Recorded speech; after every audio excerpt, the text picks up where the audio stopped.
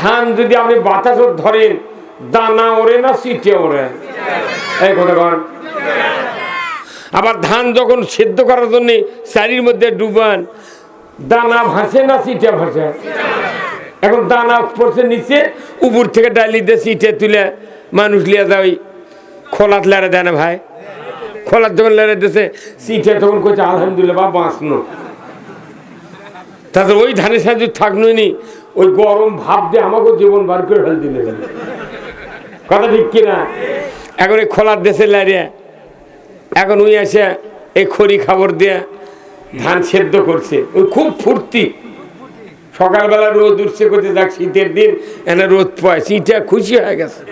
3-4 দিন শুকে তখন ঝরঝরে হয়ে গেছে, তোর মালিক করছে বেটা বাবা ওটা তো খড়ি দিয়ে উঠেছি, এই শীতে শুকাছে, একই দিয়ে আবার পরে কার যাক সেদ্ধ কর্ম। হ্যাঁ কতক্ষণ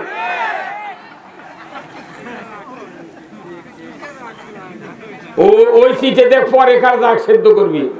তখন ওই সিটে শুনে করছে ওরে ডাকাতি বাড়ি সর্বনাশ, আমি মনে করতে পারতো বাঁচেই কেন। তাহলে সিটে বাঁচলো, তাহলে দানাদার হওয়া ভালো না সিটে হওয়া ভালো?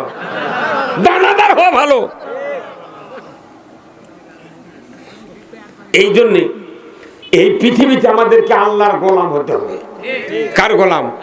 আল্লাহর গোলাম। আল্লাহ কোরআনে বলছেন ওমা খলাকতুল জিন্না ওয়াল ইনসা ইল্লা লিয়াবুদুন, আমি মানব এবং জিন জাতিকে ইবাদতের জন্য সৃষ্টি করেছি।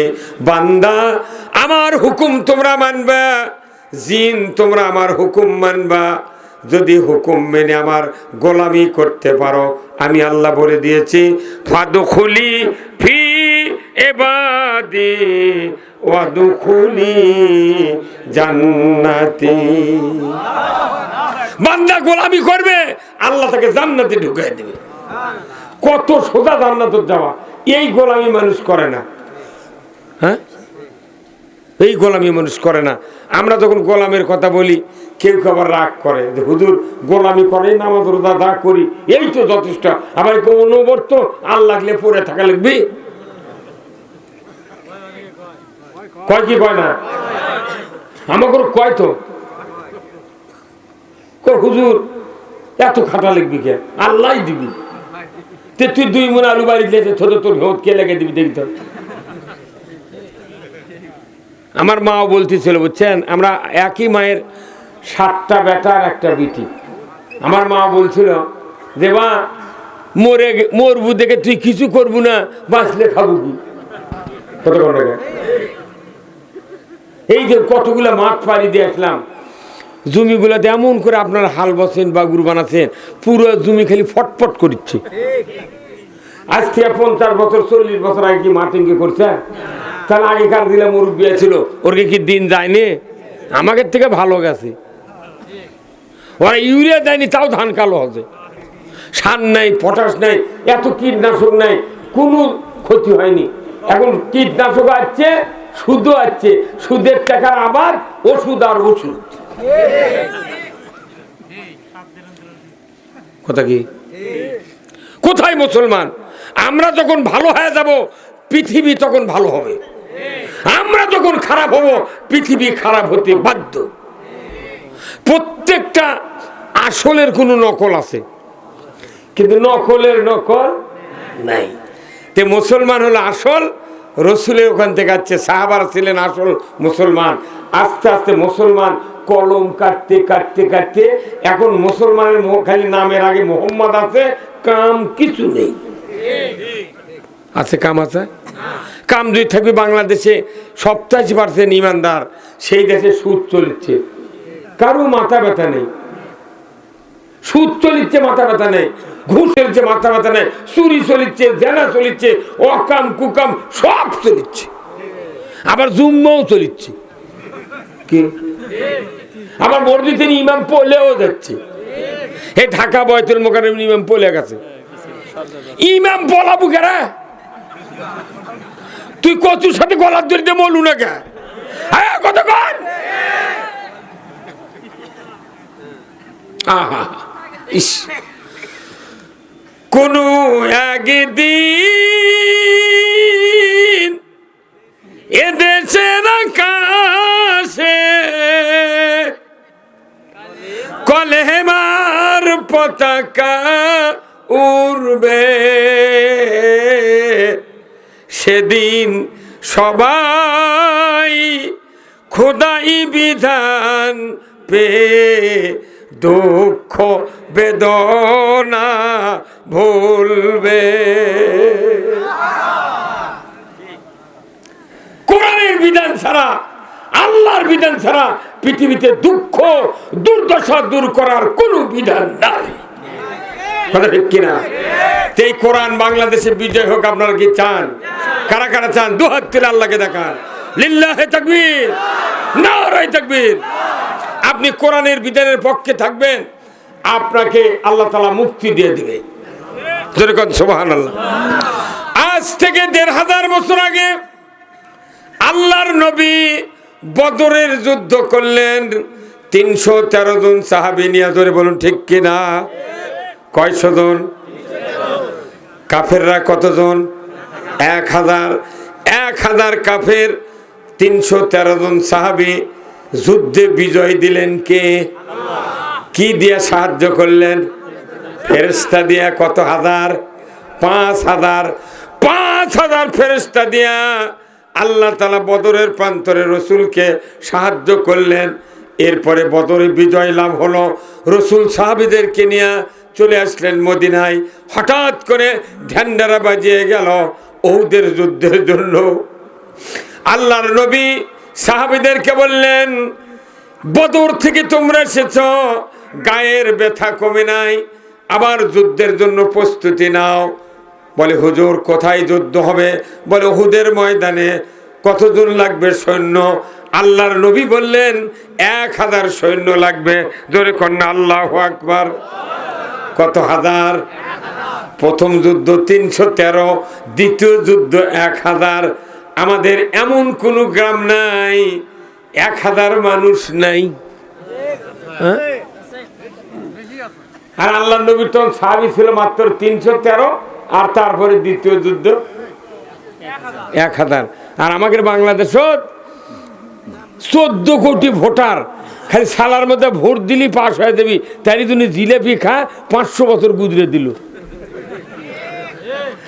4টার সময় ইনক্লুজারের মধ্যে ঢুকে করছে চাচা, চেয়ারম্যান করছে চাচা এখনো কালি ভরায়নি, তুই আরো হাফ কেজি খাবি। হ্যাঁ কথা কর। একটা গরুর দাম 1.5 লাখ, একটা বকরি খাসির দাম 30,000, ভেড়ার খাসির দাম 10,000 টাকা। আর আশরাফুল মখলুকাত 270 কোটি টাকার পার্স আছে মাথার থেকে পা পর্যন্ত। এই পার্সগুলো দিয়ে এত দামি মানুষ বানাচ্ছে। গরুর দাম 1.5 লাখ, আর আশরাফুল মখলুকাত ভোটের দিনে হাফ কেজি জিলেপি দিয়ে 6 বার বিক্রি হয়। নবীর সাহাবারা যদি এরকম থাকতো, এই দেশে ইসলাম আসতো না। ১০০০ কাফের, ৩১৩ জন সাহাবী। আল্লাহ তাআলা বিজয় দেওয়ার পর সাহাবাদের শরীরে শক্তি দিয়ে দিল। ধরে কোন আলহামদুলিল্লাহ। এরপরে উহুদের যুদ্ধের দামামা বেঁধে গেল। আল্লাহর নবী যুদ্ধের জন্য সাহাবীদেরকে প্রস্তুত করছেন। হঠাৎ করে একজন যুবক বিদ্রোহের সময়, মাথার চুল কোঁকড়ানো, লম্বা চড়া বডি, গায়ের রং ফর্সা, এমন সুন্দর যুবক রাসূলের সামনে এসে হাজির হয়ে গেলেন। জোরে কন্যা মারহাবা। আল্লাহর নবী যুবকটিকে দেখে এত আশ্চর্য হয়ে গেলেন। বদরে যে সমস্ত সাহাবীরা যুদ্ধ করেছেন, এত যুবক বয়সে আমি কোনো সাহাবী পাই নাই। এই সুন্দর সাহাবী দাঁড়িয়ে বলে, হুজুর আমি উহুদের ময়দানে যুদ্ধে অংশগ্রহণ করতে চাই। কি ঈমান! আল্লাহর নবী তাকিয়ে দেখলেন যুবকটির দাড়ি উঠেছে, মুছ উঠেছে, যুবকটি বালেগ হয়েছে। রাসূল বললেন, বাবা তোমার নাম কি? বলে আমার নাম হানজালা। বলে বাবা তুমি কি বিবাহ করেছ? বলে আমি বিবাহ করি নাই। আল্লাহর নবী শুধু বললেন, বাবা তুমি বিবাহ করো, যাও। ওই যুবকটি মনে মনে চিন্তা করলেন, আমি যদি আজকে বিবাহ করতাম তাহলে রাসূল আমাকে উহুদের যুদ্ধে যাওয়ার অনুমতি দিতেন। এই মনে করে উনি চিন্তা করলেন, যেহেতু বিবাহ করার কথা বলেছেন, উনি আর রাস্তার ভেতরে দেরি করলেন না, দ্রুত গতিতে বাড়িতে পৌঁছে বাবাকে বললেন, ভাইকে বললেন, মাকে বললেন, মা বাবা সবাইকে বললেন, ভাই রে, আব্বা রে, মা রে, তোমরা তাড়াতাড়ি করে আমাকে বিবাহ দাও। ওনার ইচ্ছা যদি আজকের দিনের ভেতর বিবাহ করা হয়, আগামীকাল উহুদের যুদ্ধে অংশগ্রহণ করতে পারবো।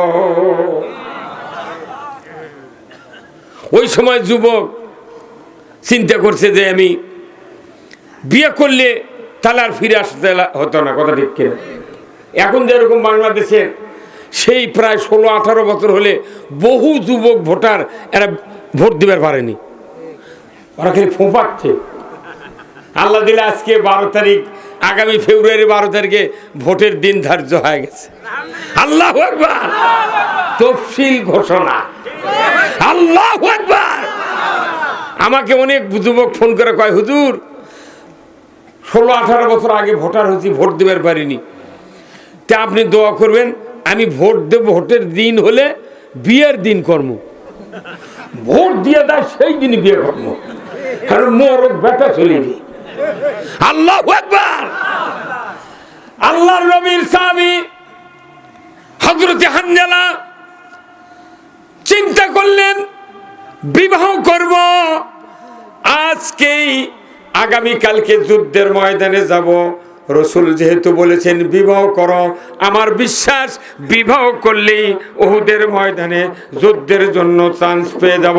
জোরে কোন আল্লাহু আকবার। অতি দ্রুত গতিতে বিবাহ সম্পন্ন করলেন। সন্ধ্যার আগে স্ত্রীকে বাসায় নিয়ে আসলেন।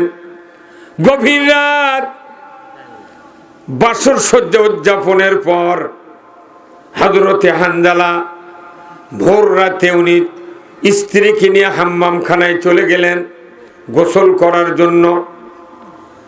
মদিনার অলিতে গলিতে কে যেন ঢান্ডারা বাজিয়ে যাচ্ছে, ও মদিনার ঘরে বাইরে কোনো মুসলমান আছো নাকি? কে আসো রে?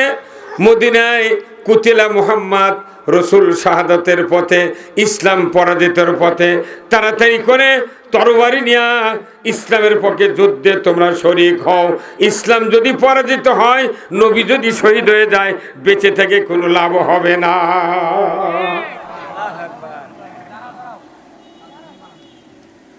আমার ভাইরা, এইবার গোসলের প্রস্তুতি নিচ্ছে, এমন সময় ঢান্ডারা কানে চলে গেল হযরত হানজালার।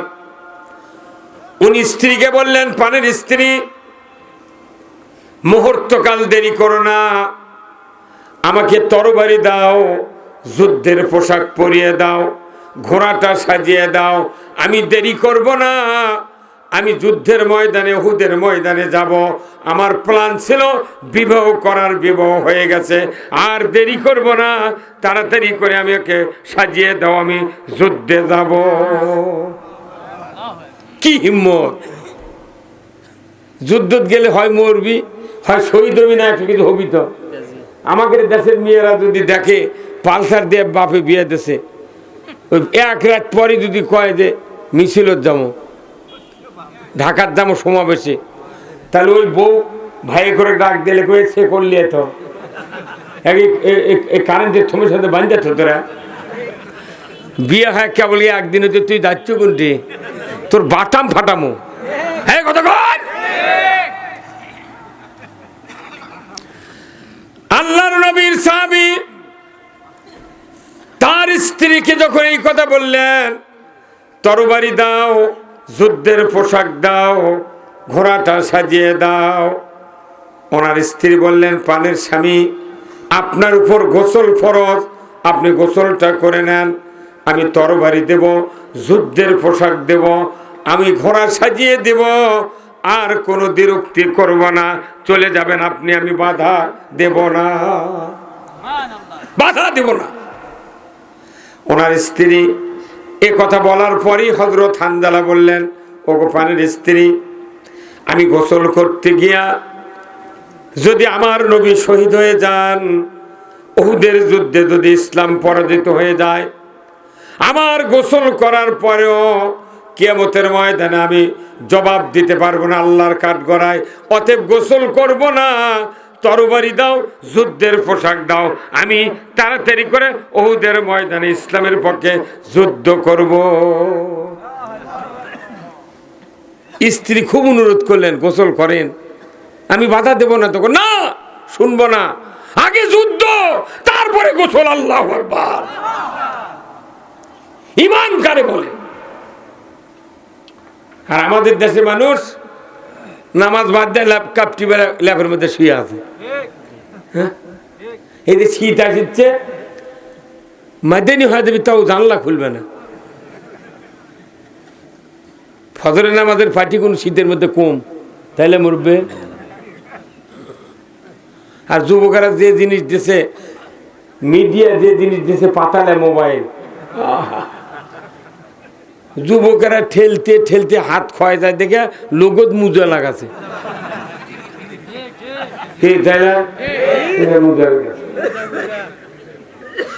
এই বাংলাদেশে ব্রিটিশের থেকে শুরু করে পাকিস্তান গেছে, বাংলাদেশের প্রায় 10 বছর গেছে স্বাধীনের পর থেকে।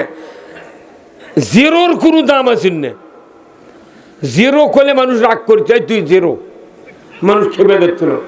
আর এই মোবাইল এসে জিরোর যে দাম হতে বুঝছেন, যা করে করুক জিরো কয় লাগবে।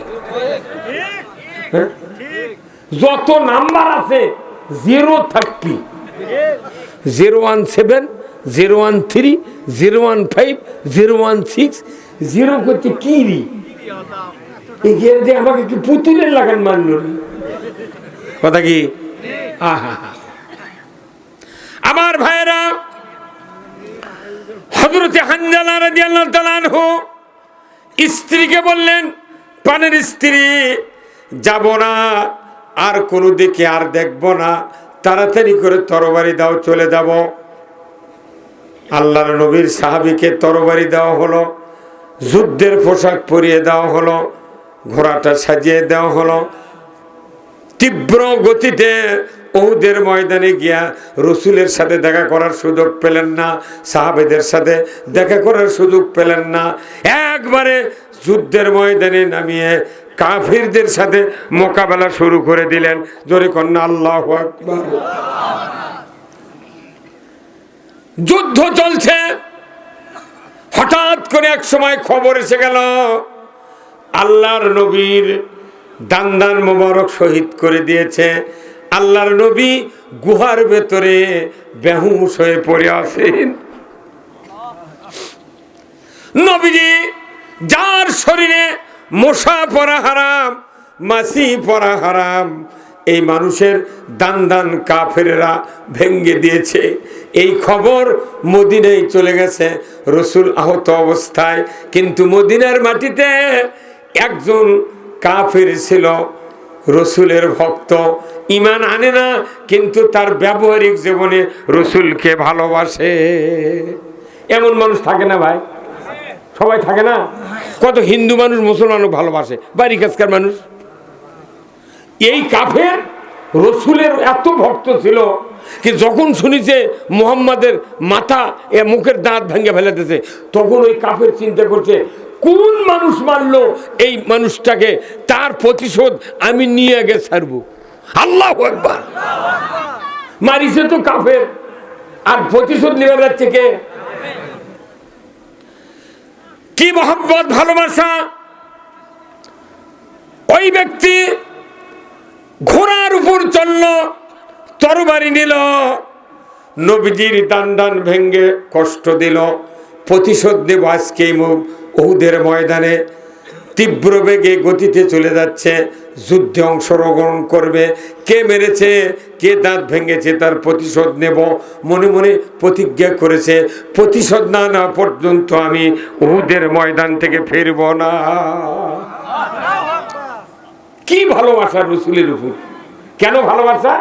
আল্লাহ নবী যখন মদিনাত গেলেন তখন একটা ঘোষণা করে দিলেন। কি ঘোষণা?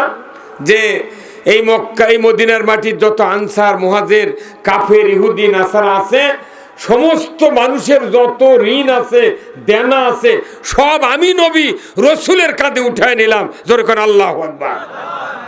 মানুষের দেনা যদি কেউ ঘাড়ত তুলে নেয়, উনি আজার হয়ে যায় না? বাঁচে কেন? তাহলে এই কাফের কেন ঋণ আল্লাহ নবী তুলে লেছে, তাহলে মানুষ ভালোবাসবে না কে? হ্যাঁ? আর এখন বাপ যদি না বেটার থেকে হাওলাত লেয় টাকা 500, তুই বাপরে 500 টাকা হাওলাত লেছে, তাই তুমি রাত্রে শুবের যায়, ওর বউ তামানদিনী কয়, কো তোমার বাপ 500 টাকা দিল না? এই কথা কয় কেন? তুই বাপ লেছে ওর থেকে হাওলাত, তুই বউ তোর কি বাজিছে? ও তামানদিনী শুবের গেলে খালি ওই চিন্তা, কো তোমার বাপ টাকা লেলো দেয় না? কে তুই মরতে তুই কবি দেয়, তোর কি বাজিছে? আমার বাপ আমি টাকা দিছি, তোর কি বাজিছে? মানে উস্কানি দিচ্ছে, তুই আর বাপক গাইলে। আরে কি সর্বনাশ! আপনাকে দিব দেখলে হয় না? হ্যাঁ, সর্বনাশ।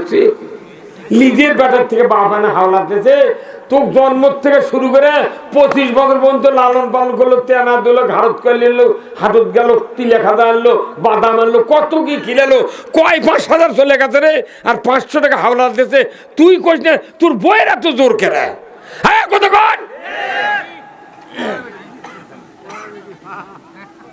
মনে হচ্ছে লোন লেছে ওর থেকে। আহারে, এই দেশের মানুষ, এই দেশের যারা পুত্রবধূ আপনাকে এদিকে ভালো বলছেন, আমাকে ওদিক সমস্যা। বাপরে বাপরে বাপ, এই দেশের সোলফল আমাকে দ্বারা নিজের বাপক আব্বা কয় না, মা ওকে আম্মা কয় না, শ্বশুর কয় আব্বা, কল করা হয় আব্বা, শাশুড়ি কয় আম্মা, গুন্না করা ওয়াজিব, একালি মদ দেয়। শাশুড়ি কয় আহ জামাই ফাঁসিবা, কুকিলের মতো ডাকে রে। চাচি ওটা কুকিল না, তোর ভিটা বেচাবে। হ্যাঁ, কথা বল। খালি এক পালসার দেশে আর বছর গিঞ্জি আর লুঙ্গি দেয়, তাই জন্য আব্বা আম্মা। আর তোর বাপ 40 বছর মাথার ঘাম পায়ে ফেলে তো কলত করে হাটত লিয়ে গেল, ইটি গেল উঠি গেল, কত সদা খিলালো, চিকিৎসা করলো, কাপড় চুপড় দিল, জীবন যৌবন সব কিছু মারে দিয়ে তোখানে বিয়ে দিছে। তুই বাপক ভুলে যা, শ্বশুর করছে আব্বা আসসালামু আলাইকুম। কি রে? ও জয়পুরহাটের যুবক ভাইরা, আল্লাহর নবী বলেছেন শ্বশুর শাশুড়ি এক জায়গায় দাঁড়িয়ে আছে, মা বাবা এক জায়গায় দাঁড়িয়ে আছে, সামনাসামনি যদি জোরে জোরে শ্বশুর শাশুড়িকে আব্বা আম্মা বলে জোরে জোরে ডাক দেয়, নবীজি বলেছেন, আর ওই ডাক শুনে যদি মা বাবার মন খারাপ হয়, ওই সন্তানের জন্য জান্নাত হারাম। শ্বশুরক ডাকে আব্বা, লজ্জা হয় না? আর বাপক করছে ভুরে, তুই প্যার প্যার করিস কে? বাপ যা করছে তোর জন্য বউ ছাড়বো। কি রে, বিয়ে করলি বেটা পর,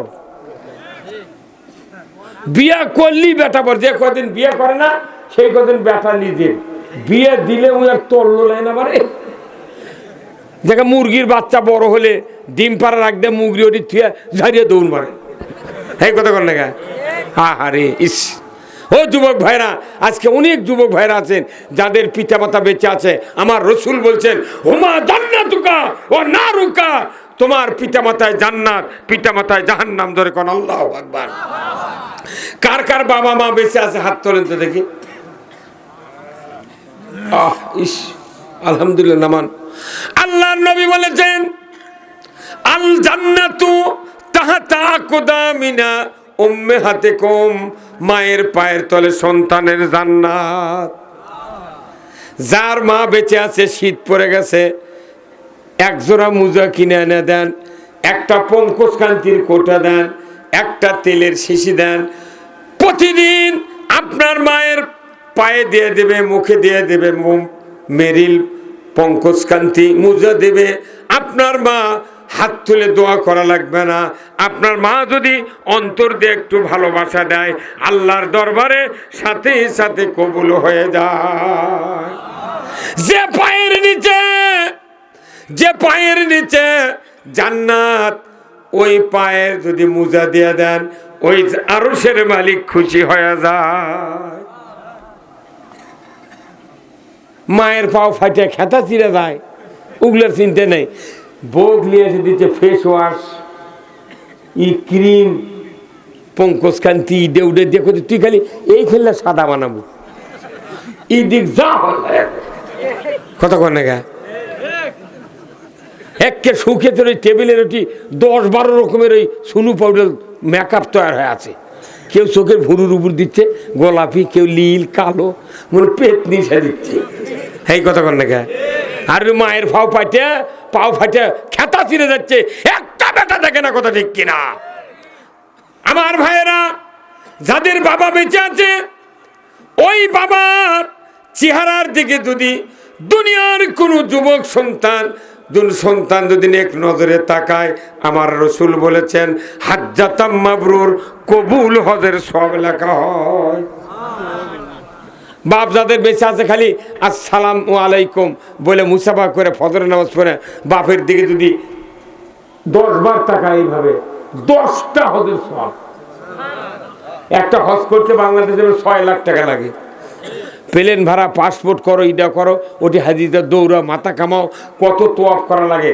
আর রসুল বলছেন পিঠে বসে আছে, নেক্সট নজরে তাকাবে, নজরে একটা করে কবুল হজের সব। 6 লাখ টাকাতে হজ করলেন, কবুল হতেও পারে।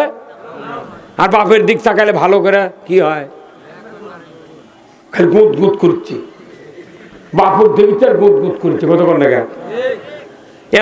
এমনও বাড়ি আছে আপনাকে দিক না, আমাকে দিক আছে, 10 বছর হলে বাপ বেটা কথা নেই।